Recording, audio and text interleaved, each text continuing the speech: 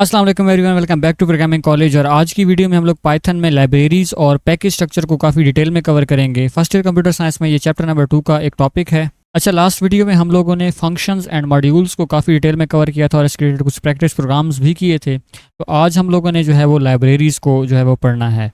अब देखते हैं कि लाइब्रेरीज़ होती क्या हैं। लाइब्रेरी पढ़ने से पहले एक मॉड्यूल क्या होता है। बेसिकली आपने जो फंक्शंस क्रिएट किए हैं या आगे चल के आप क्लासेस क्रिएट करेंगे या आप जो वेरिएबल्स क्रिएट करते आ रहे हैं, अगर आप इन तमाम चीज़ों को एक फ़ाइल में, एक पाइथन फाइल में जो है वो ऐड कर दें तो वो फाइल आपकी क्या कहलाएगी? मॉड्यूल कहलाएगी। फॉर एग्जांपल आपने एक फ़ाइल क्रिएट की और उसके अंदर आप लोगों ने दो फंक्शंस जो है वो क्रिएट कर लिए। अब ये फ़ाइल क्या होगी? आपका एक मॉड्यूल बन जाएगा, ठीक है। और लाइब्रेरी क्या होगी? इसी तरीके से बहुत सारे मॉड्यूल्स अगर आपस में आपने जोड़ दिए हैं तो वो क्या बन जाएगी? आपकी लाइब्रेरी बन जाएगी। इसकी एग्जांपल ऐसे ही है जैसे कैलकुलेटर आपकी एक लाइब्रेरी है और उसमें बहुत सारे मॉड्यूल्स हैं, प्लस करने के, माइनस करने के, मल्टीप्लाई करने के, डिवाइड करने के। और हम उन तमाम चीज़ों को रीयूज़ कर पाते हैं इंस्टेड ऑफ कि हम मैथ को बाय हैंड जो है वो सॉल्व करें।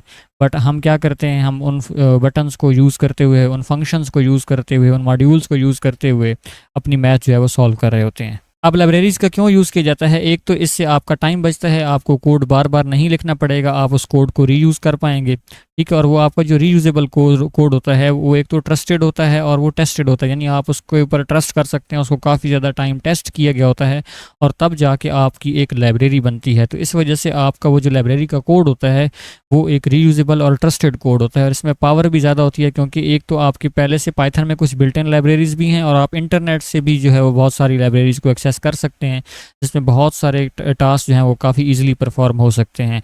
अब हम कुछ एग्जांपल्स देखते हैं लाइब्रेरीज़ की और कि कैसे इनको यूज़ किया जाता है। तो यहाँ पे मैं आ चुका हूँ वीएस कोड में। अब यहाँ पे जब भी आप कोई लाइब्रेरी जो है वो यूज़ करना चाहेंगे तो आप सबसे पहले इंपोर्ट का कीवर्ड यूज़ करेंगे और उसके बाद उस लाइब्रेरी का नाम लिख देंगे।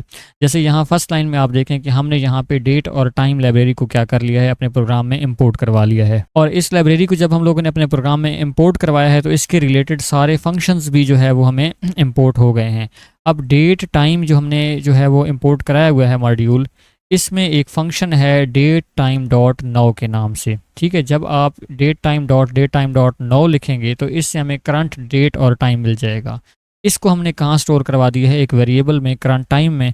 और आगे आप लोगों ने इसको जब प्रिंट करवाया है तो आप इसकी आउटपुट देखेंगे कि यहाँ पे हमें जो है वो टाइम शो हो जाएगा और करंट डेट भी शो हो जाएगी।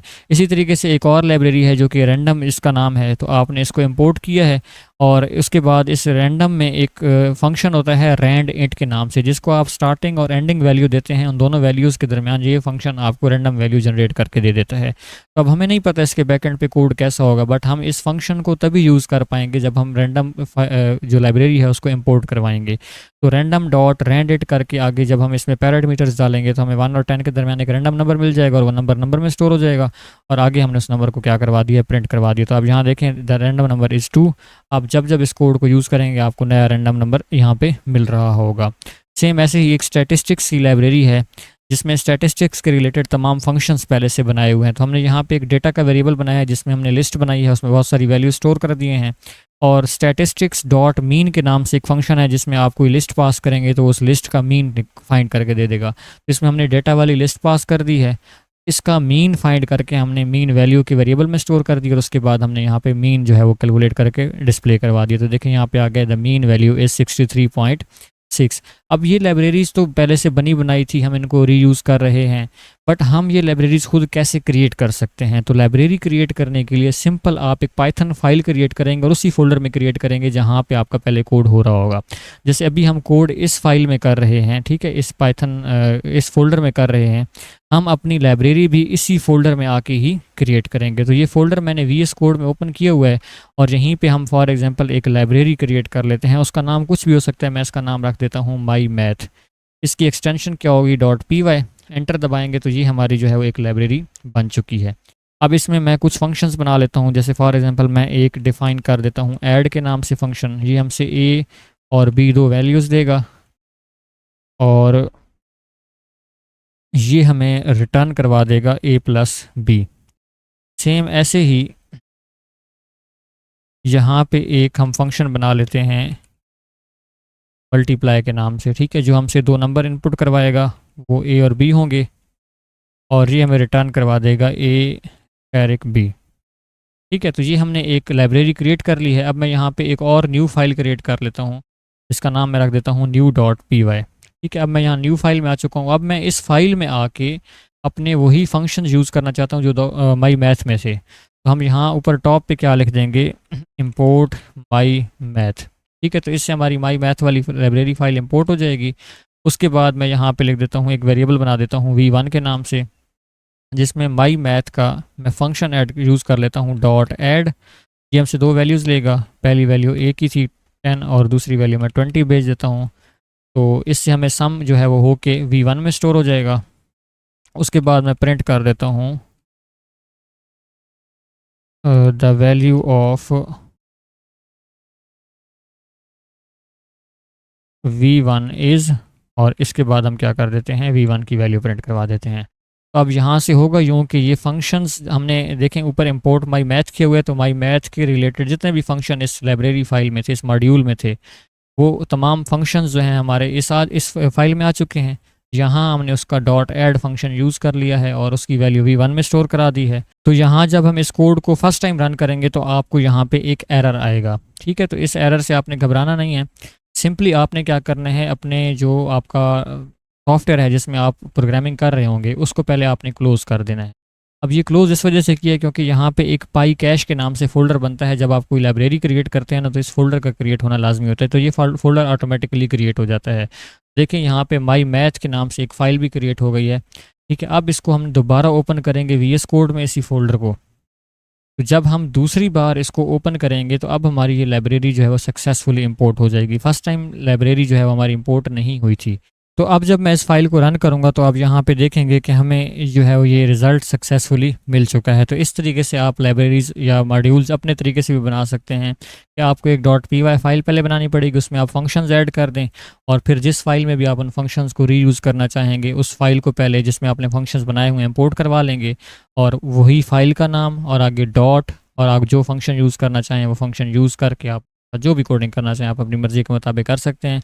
बट याद रखिएगा जब फर्स्ट टाइम आप इस कोड को रन करेंगे तो ये आपको एरर देगा तब तक जब तक आपके पास यहाँ पे पाई कैश का फ़ोल्डर इसी सेम फ़ोल्डर में नहीं बन जाता। और एक और चीज़ भी याद रखिएगा कि दोनों फाइल्स का जिसमें आपने लाइब्रेरीज़ क्रिएट की हैं, या ऐसा कह लें कि जिसमें आप जिस मॉड्यूल में आपने फंक्शंस क्रिएट किए हैं, इसका और जो फाइल जहाँ पे आप इसको यूज़ करें, इन दोनों का सेम फोल्डर में होना ज़रूरी है। अब बुक में इसके बाद जो है वो एक और टॉपिक है पैकेज स्ट्रक्चर के बारे में। तो हम ये देख लेते हैं कि पैकेज स्ट्रक्चर क्या होता है। तो पैकेज स्ट्रक्चर में आप ऐसा समझें कि अगर आपके पास प्रोजेक्ट बड़े हैं तो आप मॉड्यूल्स को एक पैकेज में जो है वो रख सकते हैं। जैसे आपके पास फॉर एग्जांपल 3 मॉड्यूल्स हैं, ठीक है, और उन मॉड्यूल्स के अंदर डिफरेंट फंक्शंस होंगे, आप इन तीनों मॉड्यूल्स को भी एक फ़ोल्डर में जाके रख दें। ठीक है, तो ये बेसिकली एक डायरेक्टरी होती है, एक फ़ोल्डर होता है जिसमें रिलेटेड मॉड्यूल सारे इकट्ठे पड़े होते हैं। इसको आप ऐसे भी कह सकते हैं कि ये सिंपली एक फ़ोल्डर है जिसमें मल्टीपल मॉड्यूल्स पड़े हैं। ठीक है, जो आपने पहले मॉड्यूल्स बनाए हैं, जो आपने लाइब्रेरीज़ बनाई हैं,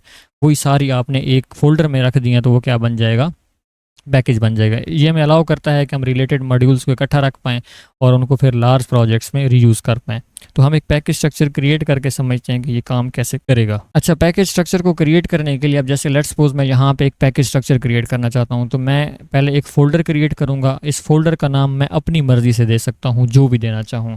तो फॉर एग्ज़ाम्पल मैं यहाँ पे इसका नाम रख देता हूँ ई-कॉमर्स। तो ई कॉम में रख देता हूँ इसका नाम। ठीक है, अब इस मेरे पैकेज का नाम क्या है, ई कॉम, और इसके अंदर बहुत सारे मॉड्यूल्स होंगे। तो VS कोड में हम आ जाते हैं। यहाँ पे आप देखें ई कॉम के नाम से फ़ोल्डर बन चुका है। इस फ़ोल्डर को हम जो है वो ओपन कर लेंगे और इसी में एक न्यू फाइल क्रिएट कर लेंगे। अब यहाँ पे हम डिफरेंट लाइब्रेरीज़ बना सकते हैं। जैसे एक मैं लाइब्रेरी बना लेता हूँ products.py के नाम से। ठीक है, एक मैं यहाँ पे लाइब्रेरी बना लेता हूँ data.u.py के नाम से। ये सारी जो है मेरे यहाँ पे मॉड्यूल्स बनते जा रहे हैं और ये इस पैकेज के अंदर ऐड होते जा रहे हैं। जो पाइथन के ओल्ड वर्जन है वहाँ पे एक फ़ाइल और क्रिएट करना ज़रूरी है। अगर आप इस फ़ोल्डर को एक एज अ पैकेज बनाना चाहते हैं तो वो जो फ़ाइल है उसके लिए आपको सबसे पहले जो फ़ाइल का नेम देना पड़ेगा, आप 2 बार स्लैश लिखेंगे। ठीक है, अगर मैं आपको ये जूम करके दिखा दूँ तो 2 बार आप स्लैश लिखेंगे, उसके बाद आप INIT और फिर 2 बार स्लैश और .p। इस फाइल का जो है होना ज़रूरी है अगर आप पाइथन का पुराना वर्जन यूज़ कर रहे हैं। अगर आप लेटेस्ट वर्जन यूज़ कर रहे हैं तो फिर फाइल को आप बेशक यहाँ डिलीट भी कर दें, तो कोई इशू नहीं होगा। मैं यहाँ से इस फाइल को डिलीट कर देता हूँ, तो ये मेरा जो है वो फिर भी एक पैकेज स्ट्रक्चर बन जाएगा। अब यहाँ पे जो प्रोडक्ट्स वाला हमारा मॉड्यूल है, इसमें मैं एक फंक्शन बना लेता हूँ जिसका नाम मैं रख देता हूँ डेफ न्यू प्रोडक्ट्स, और इसमें ये रिटर्न क्या करवाएगा, सिंपली एक लिस्ट रिटर्न करवा देगा जिसमें प्रोडक्ट्स के नाम लिखे होंगे। जैसे एक प्रोडक्ट का नाम हम पेन रख देते हैं, एक का नाम हम बुक रख देते हैं, और एक का नाम हम रख देते हैं यहाँ पे स्केल। ठीक है, तो ये 3 प्रोडक्ट्स हैं जो कि ये फंक्शन अगर हम चलाएंगे, ठीक है, तो ये हमें रिटर्न करवाएगा।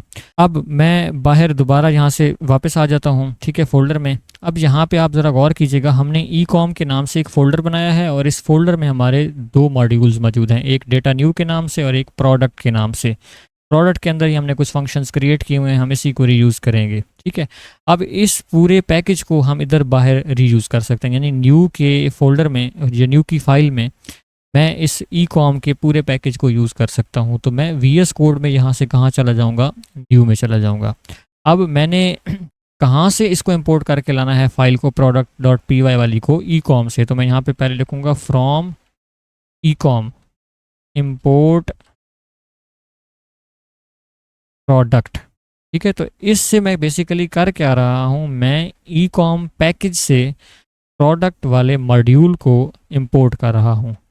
फिर प्रोडक्ट के मॉड्यूल में एक फंक्शन था न्यू प्रोडक्ट्स के नाम से, तो उस फंक्शन को मैं रीयूज़ कर पा रहा हूँ। और ये मुझे क्या करवा रहा था, एक लिस्ट रिटर्न करवा रहा था, उसको मैं स्टोर करवा देता हूँ ए में। और मैं अगर यहाँ पे लिखता हूँ प्रिंट ए, तो मुझे ए की वैल्यू मिलेगी। अब ए की वैल्यू कैसे मिलेगी, सबसे पहले वो प्रोडक्ट की फाइल में जाएगा, उससे भी पहले वो ई कॉम के पैकेज में जाएगा, वहाँ पे प्रोडक्ट के नाम से मॉड्यूल होगा और उसमें न्यू प्रोडक्ट्स का फंक्शन होगा, वो फंक्शन चलेगा, तो वहाँ से रिटर्न होके आएगी एक लिस्ट। ये लिस्ट कहाँ स्टोर हो जाएगी, ए में, और ये हम प्रिंट करवा रहे हैं तो ए की वैल्यू हमें मिल जाएगी। तो अगर इस कोड को हम यहाँ पे रन करेंगे तो आप देख सकते हैं कि यहाँ पे हमें वो तमाम वैल्यूज़ जो वहाँ से आई हैं वो प्रिंट होके मिल चुकी हैं। तो इस तरीके से आप एक पैकेज बना सकते हैं। याद रखिएगा, जब भी आप पैकेज बनाएंगे, पैकेज का एक नाम होगा, उसके अंदर आप मॉड्यूल्स बना सकते हैं, और उस पैकेज जिस जगह पे आपने पैकेज बनाया है, यहाँ पे इन फाइल्स में आप जाके उस पैकेज को यूज़ कर सकते हैं। जैसे हमने यहाँ new.py में एक पैकेज यूज़ किया है ई कॉम के नाम का, और उसमें से हमने प्रोडक्ट वाली जो लाइब्रेरी फ़ाइल थी उसको इंपोर्ट करवाया है।